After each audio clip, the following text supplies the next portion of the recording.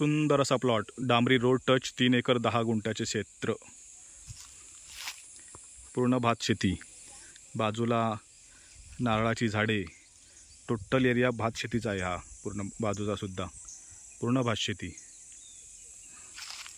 हा बाजूला इकडे वाहळा आहे, बारमाही पाणी या प्लॉटला लागूनच, फणसाचे झाड प्लॉटला लागूनच, इथून आपलं क्षेत्र स्टार्ट होते।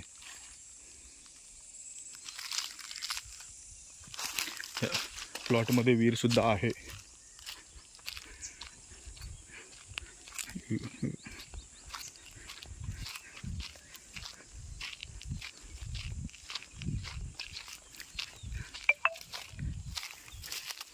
ही विहीर आहे,